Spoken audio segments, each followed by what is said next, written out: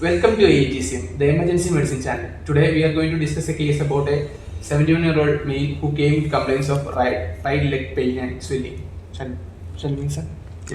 71-year-old gentleman came to ER with complaints of fever and right leg swelling and associated with pain and redness. Initial 10-second assessment, patient was conscious and oriented, obese command, primary survey, airway, no airway obstruction, breathing, bilateral air entry equal and bilateral V's present. Respiratory rate of 20 per minute and oxygen saturation of 94% in room air. Circulation, blood pressure of 130 by 70 millimeter mercury and pulse rate of 80 per minute, good peripheral pulses. Disability, GCS, E4, B5. So here, like in the last class, as we told, see, when you say primary survey, it's not like you will do primary survey, you will say it. In breathing, you told there is bilateral air entry present, V is present, Krebs absent. So if you say V is present, in primary survey, you are supposed to treat it. It's not like you will examine it, then go to the next step, examine it, and finally you will treat. If you are doing primary survey pattern, see, there are multiple ways in which you can present a case. But if you are presenting in primary survey pattern, you are supposed to start treatment for V's, then only proceed to the next step. So here you are told bilateral V's is there. Patient is not having tachypnea, but 94% saturation on room air is there. So patient is having V's. For V's, we can give some medicines. We really don't want to provide any oxygen and all. 94 is there, but patient is not tachypnic. Maybe since elderly patient, maybe some comorbidities is there. So we don't have to start oxygen right away, since no distress. But we can start bronchodilators. Salbutamol nebulization we can start, isn't it? Once you start that, so salbutamol bronchodilator nebulization started, then come to circulation. Okay. Disability, GCS, E4, V5, M6, 15 by 15 people, 2.5 millimeter bilaterally reactive. Exposure, temperature 37.5 degrees Celsius. Adjuncts to primary survey. ABG was taken, pH was 7.4 and PCO2 is 34, PO2 is 75 and SO2 is 94. Bicarbonate is 23.6 and lactate is 1.0 and creatinine is 1.41. ECG? But in this case, there is no actual need for a ABG here. The patient is not tachypnic. Patient is having a V's. We haven't got a clear history as such. We are going through primary survey, right? So primary survey adjuvants doesn't mean you have to do all the things. So primary survey adjuvants, we have ABG, ECG, X-rays, isn't artery incision, Foley's incision. It doesn't mean that you have to do everything. Here, patient's presenting complaint is right leg pain, swelling, isn't it? Is not breathing difficulty. Patient didn't complain breathing difficulty. You incidentally found patient is having V's, but you do not have much history to go on here. So then the only question is the patient having respiratory distress or any severe desaturation or hypoxia or anything? But patient, other than 94% saturation, patient is not clinically symptomatic, right? We got V's. We have started nebulization for that. If this patient is not improving or if the patient is worsening, at that point of time we can take ABG. But right now there is not a needed. ABG is not required here, especially arterial blood gas is not at all required here. We are not suspecting any major respiratory complaint. Okay. USG Doppler was done for to rule out DVT, sir. That and let's come below, because we haven't examined the leg. We haven't come to the examination of leg. Without coming to examination of leg, we can't do these investigations. See, when you see this patient in ER, there is something known as horizontal evaluation and parallel evaluation. So linear and parallel. So linear evaluation is you see each one system, rule out things, then finally only you come and write the plan, impression, diagnosis, investigations, plan. This is how we present a case. But in reality, that is not how we treat the patient. No, when we treat the patient, multiple things are simultaneously happening. That is parallel evaluation. You may not be alone with the patient. There will be someone along with you. So one doctor will rule out one thing, another doctor will rule out one thing. So by the end of your parallel examination, the other doctor must have seen the food, examined the food, and told multiple differential diagnoses. But you can't say that in primary survey. You understand what I'm saying? No, because primary survey you are not saying anything about leg. Leg comes in secondary survey. So without examination, how can you do an investigation? Okay. Secondary survey, 71-year-old gentleman came to ER with complaints of intermittent high-grade fever with chills and rigor associated with right lower limb swelling, pain, redness and local rise of temperature. Allergy history, no significant allergy history to any drug or dust. But we can describe, now we have come to secondary survey now. So what we have here, we have an elderly male with unilateral limb edema without any hemodynamic instability requiring emergency management. Basically, a shortened history is this: unilateral limb edema, elderly male without any hemodynamic instability, isn't it? So at this point of time, we can explain the history. So positive history, negative history, all those things we can rule out. Then we can go to allergy and past medications and all. Past medical history. He is a known case of type 2 diabetes mellitus. He is on glycomet 500 and systemic hypertension. He was not taking any medication, and dyslipidemia. He is taking Atrova 10 mg, and he is a known case of COPD and pulmonary peripheral vascular disease. And history of amputation of right big toe done 2 years back. General examination. But history we haven't started. No. What was the history? Tell the history of the patient. Came with complaints of fever, chills and rigor, and swelling, pain in right leg, and redness, and temperature was warmth. So now when we say this, first and foremost question, for how long? For 2 days, sir. So that is a very important thing, no? Whether this is a chronic condition or a recurrent condition or acute condition. So this is acute condition. So you are saying patient is having fever, acute onset fever, chills, rigors associated with unilateral limb edema with redness and temperature, increased temperature for past 2 days. Now then we have to explain that history, right? We have to say which came first. Was it swelling or was it fever? If it is swelling, was the swelling associated with the redness, rise in temperature on that day itself, or did the redness and rise in temperature came after it? So that history should always be explained. Emergency medicine doesn't mean that you don't take a good history. History should always be explained for all non-emergency patients.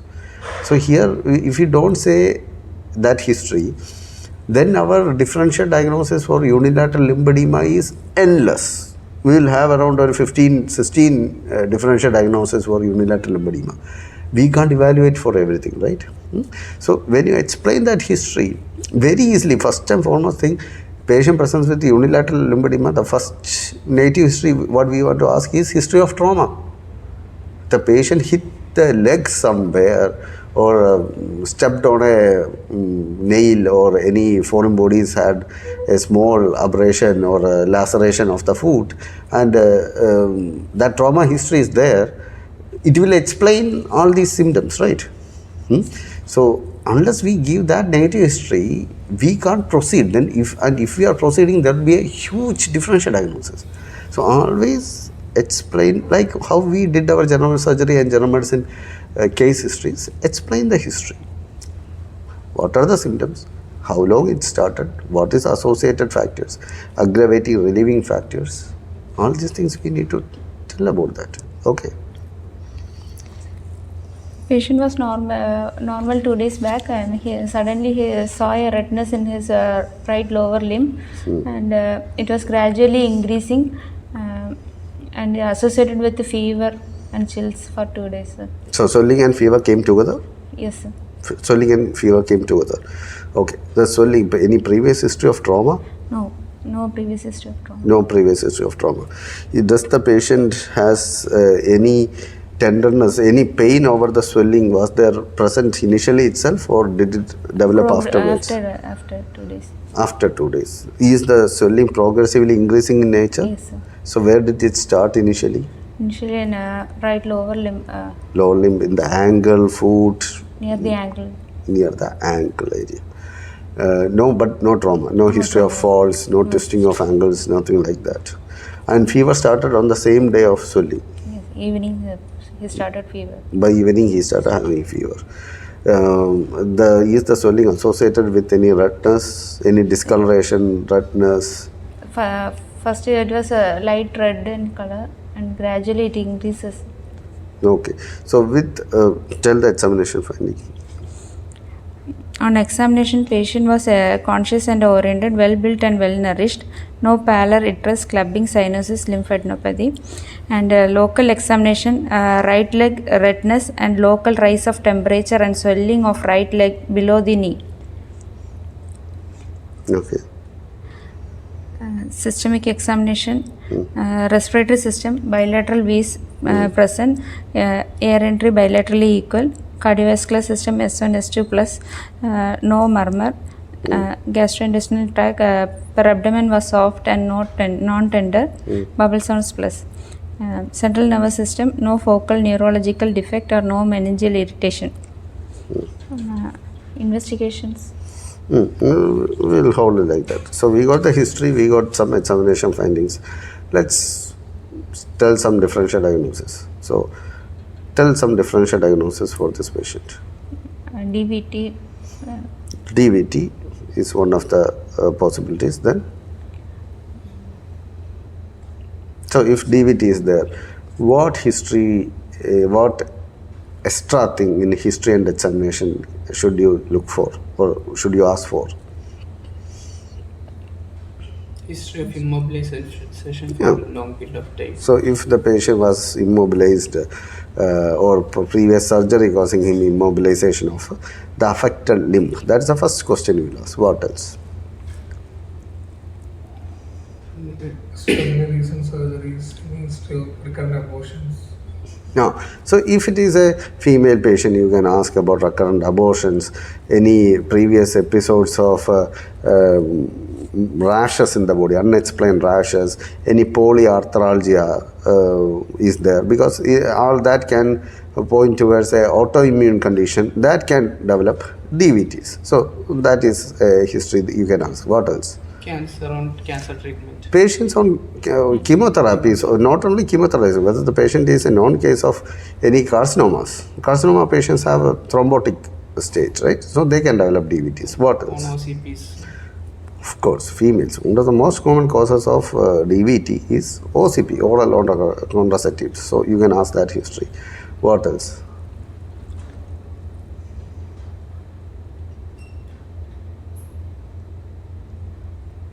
Anything else? Whether the patient is on any? Blood thinners. Whether the patient was earlier on any blood thinners, any drug defaulting has been done or not.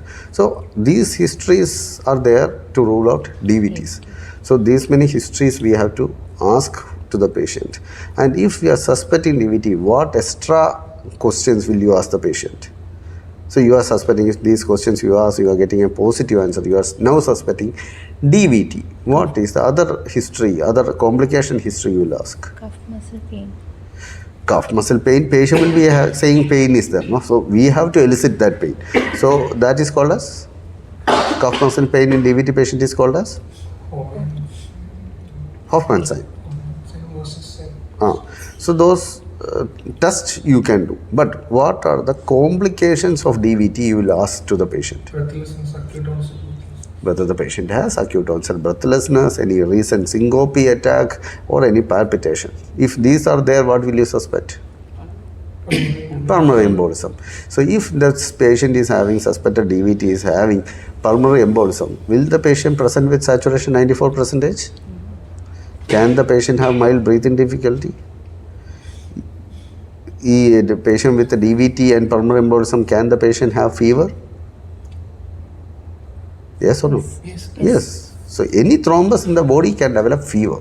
So if it is a DVT with pulmonary embolism, this is a very well scenario in which a patient can present with DVT and pulmonary embolism. 94 is a saturation, there is a fall in saturation, isn't it? So that history we should ask.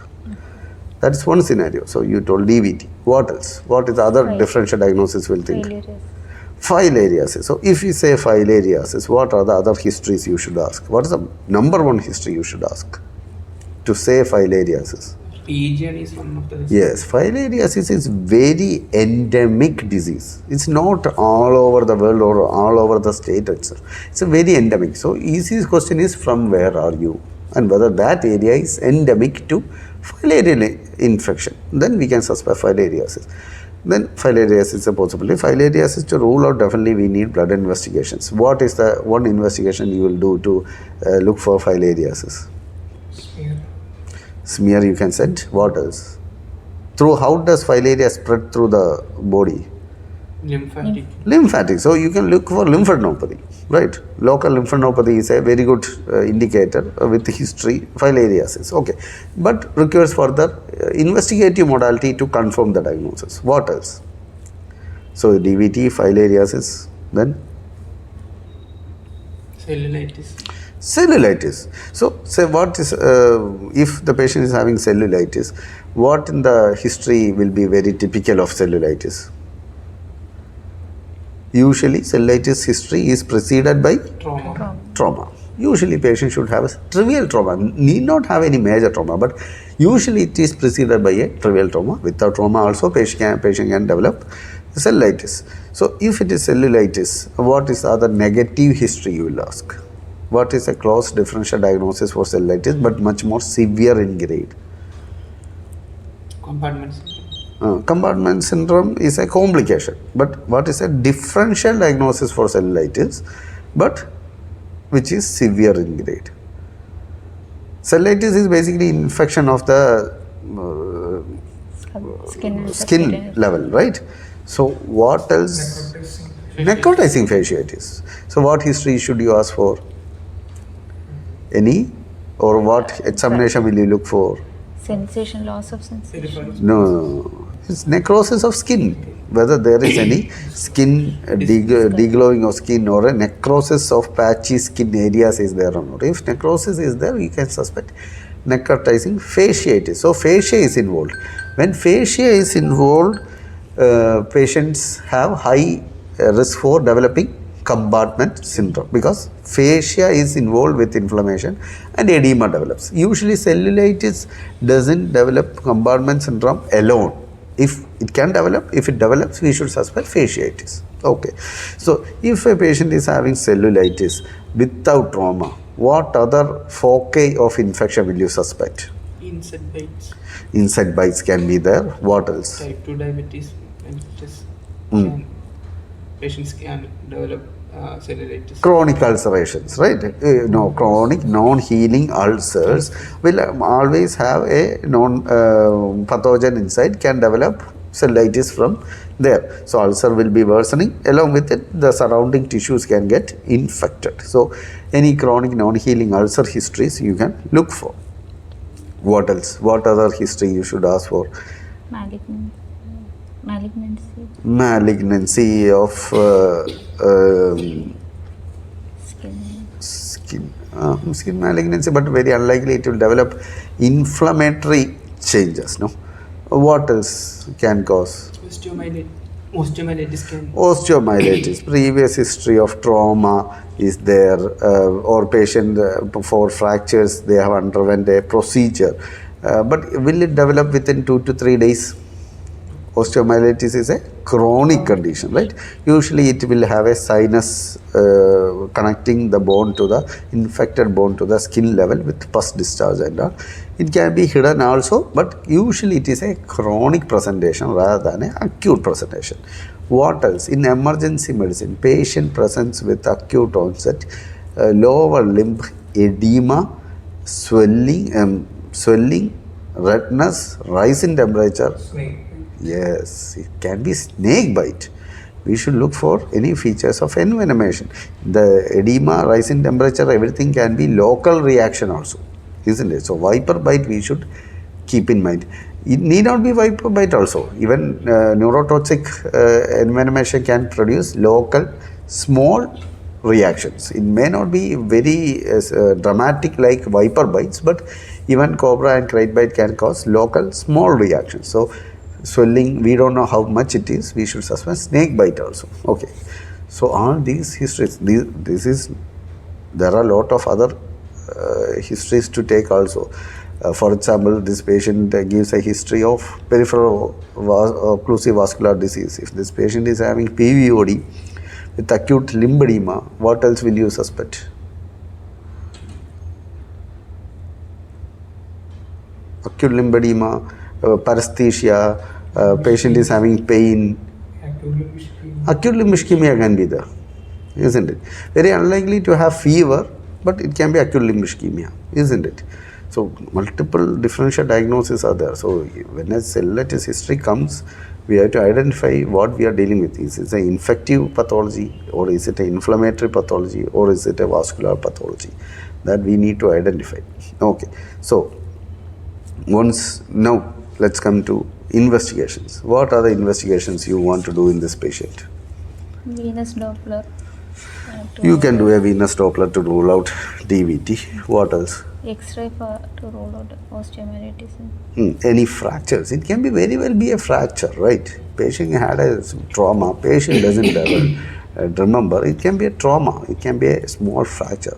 Like if the patient's swelling initially started on the foot, it can very well be a base of fifth metatarsal fracture on the lateral aspect. On the middle aspect, it can be any malleolar, small malleolar fractures. A small malleolar fracture and all will not cause any ankle immobility or disability. It will only cause local tenderness and pain on movement. So whether pain is worsening on movement and all, we should look into. And X-ray we can take to rule out trauma. What else? USG to rule out in pus or abscess. When we do the Doppler itself, we can look for any subcutaneous edema is there. If it's only subcutaneous edema without any vascular coma, we can say it is cellulitis. What else? You can look for any lymphadenopathy, as we told, filariasis. You can send filarial IgM, you can send. What else? Blood culture. To say culture, you are basically, you want to send blood culture, you should suspect bacteria in the blood, right? So for that you need proof that patient's infection is not localized, it's systemic. So how is there any findings that say that patient's infection is systemic? What are, if a patient's infection is systemic, what are the other factors you can find? Blood investigation. No, what I'm saying is, this is now on right level, right? So if you say the bacteria is in the blood, then the bacteria has access to anywhere in the body, right? So what other history or what other investigation will you look to say a patient is having systemic involvement? Other organ failures, for example, renal failure, patient developing new murmurs, patient having cardiac failure, patient having transaminitis. If bacteria is in the blood, it should transport to other organs in which there will be other features of inflammation, right? So once it is in the end organs, then only you can say it is sepsis. Unless it is sepsis, you really don't want blood culture here because it's cellulitis. You are saying it's local skin infection. There is no need of culture there. If it is necrotizing fasciitis also, the culture should be from the infected site. The tissue should be cultured rather than the blood. Okay. What else? You need a total count, right? You need a total count. You need a CRP. First and foremost, you need a total count and CRP to see whether this is an infective or a non-infective condition. So your total count is elevated, CRP is elevated, you have leukocytosis, you are saying that, oh, there is an infection. Then you have much more probability that this is cellulitis rather than DVT, isn't it? Of course, to rule out DVT, we'll do a Doppler, but in the meantime, whether infective or not, we need to check. Similarly, is there any point in doing D-dimer for this patient? D-dimer, what is the what type of investigation is a D-dimer test? Negative. It's a negative predictive value investigation. That means D-dimer value being elevated doesn't mean patient has DVT or pulmonary embolism or any systemic thrombus. Once D-dimer values are negative, we can say that patient doesn't have any thrombosis. It's a negative predictive value. But in case of any ongoing infections, D-dimer can be elevated because it's an acute phase reactant. So D-dimer value elevation in a fever patient or a sepsis patient need not mean patient is having any infection. It has no prognostic value at all. Okay. Other than that, total counts, CBCRP, Doppler of lower limb to look for any infective foci or any pus foci, and DVT with the Doppler of venous Doppler. What else will you do?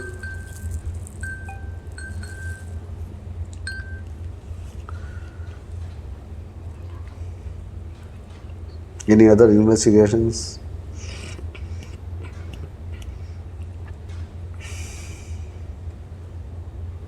In examination, what you should have mentioned when you saying that local examination there is edema. No pulse. Pus is there, but peripheral pulses. Peripheral pulses present or absent should have been mentioned there. So because acute limb ischemia is a life-threatening condition, no more than a DVT and cellulitis, acute limb ischemia is a emergency problem. Other than, since that examination is not there, other than that, what did we discuss? We discussed snake bite. So you can look for any fang marks. More importantly, you should look for coagulopathy. You should send a PTINR APTT sample and look for any features of coagulopathy. Very unlikely, since the patient is coming after 3 days and all after snake bite, patients usually won't be asymptomatic, but you should rule it out if you are suspecting snake bite. If history of walks on deserted areas or along the paddy fields or any wet areas, and patient gives history of some scratches or unknown bite history is there, you should get that history and you should suspect snake bite. Anything else we need to suspect? If the patient is especially in contact with dirty waters, or a patient is a farmer or something, is there any other organisms that can cause any features of unilateral lymphedema? Leptospirosis causes systemic infection. It doesn't cause unilateral lymphedema, no? Hookworm infestation. Yes, parasites. We should suspect parasitic infections. Parasitic infections can present with unilateral lymphedema. So that evaluation, ESR, we can send to see whether elevation is there. If elevation, we can think about parasitic infestations. Anything else is there? Patient is having, for example, this patient is very clear. Patient is having swelling is there, progressive increase in swelling is there, with erythema is there, with fever. So we know it's cellulitis. So we have evaluated for that. But other than that, if the patient is not having any fever, progressive unilateral lymphedema progressing over months, what will you suspect? Osteoarthritis. Osteoarthritis you can, or else it can be obstruction induced edema, any intra-abdominal mass lesion causing obstruction of femoral system that is causing edema, you should suspect. So coming to treatment for this patient, how do we approach the treatment for this patient? So the treatment plan is initially patient came with pain, so you have to relieve the pain for the patient. Good. And other than that, What will you give for the pain? so, if the patient can try with initially with the paracetamol. It's good with paracetamol. No? Patient has fever, patient has pain. It's better to give paracetamol. What paracetamol route will you give? Oral, IV, Oral can be IM? You can try with oral. You can always try with oral and see whether the patient responds to it. Pain is severe. You can get a pain score. The pain score is more than 5 and all. You can try for IV medications. Fine. So pain relief. Then. And other than that, to relieve the swelling, we can go with limb elevation. Yes, limb elevation can be done. Before that, you should rule out DVT. If it is DVT, you should not elevate the limb. Okay. Once the DVT is ruled out, you can elevate the limb by around 10 to 20 degrees to relieve the pressure and edema. Okay. What else? For the infection part, we have to give IV antibiotics. So, infection part, here cellulitis, no? What are the organisms you are expecting? Gram positive. You are expecting gram positive, streptococcus, gram positive. It can be any variations of streptococcus, right? So, but gram positive is what you are suspecting. If it is a gram positive organism, what antibiotic will you give? Clindamycin. Clindamycin will come, but what is the decision making question there for gram positive organism? How will you decide what antibiotic to give? Like gram positive organism will respond to any antibiotic. Like you have penicillin groups, you have cephalosporins, you have piperacillins, and you have carbapenems, you have fluoroquinolones. All this will respond to gram positive. Gram positive will respond to everything, right? Unless it is resistant species. So how will you decide what to give? CRP, you will take it as a criteria to give antibiotics. CRP just means that there is acute inflammation. No, that's not a criteria for antibiotics. How do you decide to this patient what antibiotic to be given? Comorbidities. Yes, one of the important factors is comorbidities, whether patient is having an immunosuppressed state or whether the patient has diabetes which can worsen a clinical presentation. That is a very good thing. Comorbidities we should think. What else? Current episodes. Yes, previous episodes of similar illness. If previous episode, especially if the patient is having a non-healing ulcer with multiple hospitalization earlier, we should suspect that it's a MDR organism that is causing the infection, not a gram-positive organism. Not only a gram-positive organism. Okay, what else? Extent of spread of the cellulitis, large area. Whether large area or necrotizing, whether it is cellulitis or necrotizing fasciitis, whether it is there or not. What else?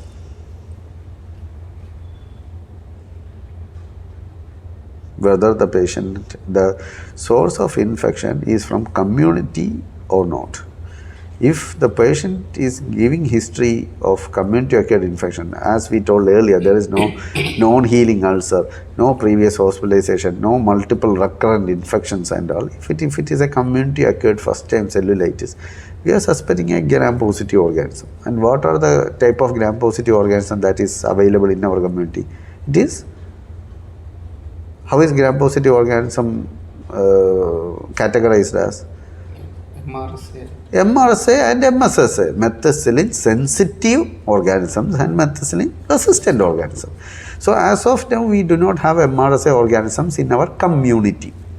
So if patients, it is first time or second time, it's mainly community onset only, they haven't got any recent hospitalization or history of visits and all, or any non-healing ulcers and all, we should suspect MSSA, methicillin sensitive organism in the food. If it is methicillin sensitive organisms, what is the initial antibiotic you will start? Methicillin group, basically methicillin group of penicillin, that is flucloxacillin or cloxacillin. So cloxacillin should be started, or flucloxacillin you can initiate the patient. What is the dose of flucloxacillin for which you will give for this patient? 1 gram. 1 gram BD dose. IV, BD dose you can start 1 gram IV systole, not toltavally, it's systole, yes. 4 times in a day you should give. For 5 to 7 days is the IV dose. Once the patient improves, you can change this cloxacillin IV drug to tablet and discharge the patient on oral drugs. Fine. So that is methicillin sensitive. In our community, since we do not have MRSA as such, and if the patient doesn't have any hospitalization history, we don't have to go for MRSA treatment. So MRSA, primary antibiotic for MRSA treatment is MRSA primary antibiotic is, if the organism is MRSA, the primary antibiotic is vancomycin. Vancomycin. But since we do not have community MRSA, we have to prove patient is having MRSA by cultures, either tissue culture or if it is sepsis blood cultures, it should show MRSA, then only MRSA treatment should be started. Prophylactically, you don't have to start. But if the patient is having immunosuppression, or if patient is having multiple recurrent infections, patient is having non-healing ulcers, what will you do? Yeah, to give clindamycin also. You can give a gram-negative coverage. Clindamycin you should initiate. That's mainly for toxin stabilizing effect. It's not for gram-negative organism as such, but it's for the toxins released by gram-negative organisms, toxin stabilizing effect. What other antibiotic will you give? If you want MDR gram-negative organism you are suspecting in the food, it's a non-healing diabetic food patient, what will you suspect? MDR organisms. What organisms will you suspect? Klebsiella, Pseudomonas, even E. coli, but MDR. Then what is the antibiotic of choice? Piperacillin.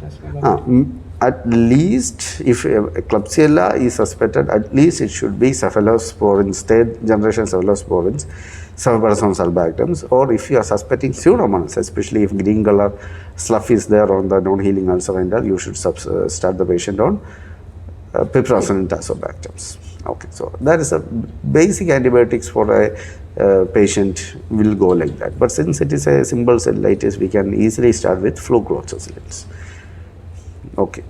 Other than that, for conservative management with the analgesics, we can manage the patient, isn't it? Anything else?